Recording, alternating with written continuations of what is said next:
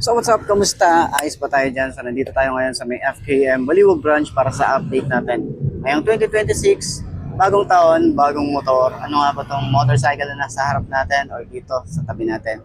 Ito yung FKM Space 150. So kung naghahanap ka ng scooter classic, eto, pwede ang isang to. So, para alamin natin yung presyo at kung sulit nga ba, pati yung specification niya. Tara, samahan niyo ako. Walk around na natin.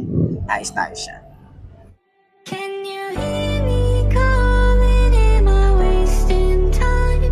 I can hear the echoes left with no reply. Can you hear me calling? Left inside my mind.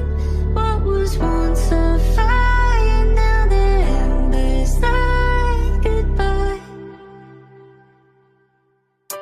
Where did you go? We used to be kids, now I feel so grown. I miss being free to be me, not alone. I used to have friends, but we don't talk anymore. I guess that's on me, I got busy. I used to drink soda, now I switched to whiskey. I didn't want time to pass, but time is fast. I just wish you were more than memories. I got kids now, but I'm a kid now. I haven't grown in my mind, just my skin now. I don't get taxes, I hate chores, I hate mail, bills, and miss the outdoors. I feel like the air used to smell different. The grass was greener and the summers were for swimming. I used to play baseball every inning. Now I work for a living. Can you hear me calling? Am I wasting time? I can hear the echoes left with no reply. Can you hear me calling? Left in So, yun nga mga best, no? Ngayong 2026, meron silang bagong nilabas na na colorway, yung bagong kulay nitong Space 150, para siyang chameleon color kasi nagbabago-bago yung kulay niya eh. Pagdating dito, kulay gray, tapos pag nakita mo rito, kulay purple. Ganon yung bagong kulay ng Space 150 ng FKM, okay? So, at least si FKM, naglalaro-laro na siya sa mga bagong colorway.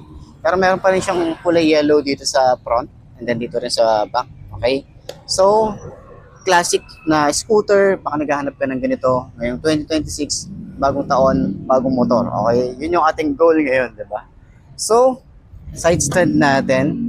Maganda rin siya yung side stand. Ayan. So, open natin yung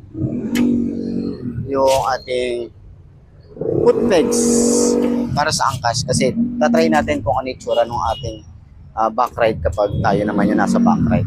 Pero 5 to ang ating height, ganito itsura natin. Siyempre, ano natin to, abot natin to. Tingkayad man dito sa side, pero abot natin dito sa side na to. Kasi hindi pantay yung, yung semento rito. Pero ayan, magaan yung motor, malawak yung ating gulay board dito. Kita nyo naman yan. Nandito nga pala sa front or dito sa gulay board yung ating battery. Ayan. So, ito yung itsura ng dashboard natin. Digital. Okay? So, sa turning radius, malawak din naman siya. May space pa, okay? Pero yung legroom natin dito, may space pa. Ayan, may USB charging port na rin tayo dito, side pocket, meron din yan. So, yung kanyang front, maganda rin yung kanyang shock dito sa harap, sa likod. Ayan, naka-single shock na rin pala tayo sa likod. Ayan. So, kapag OBR naman tayo, tingnan natin kung ano itsura natin kapag OBR tayo dito. Huwag lang siyang tutumba. Ayan.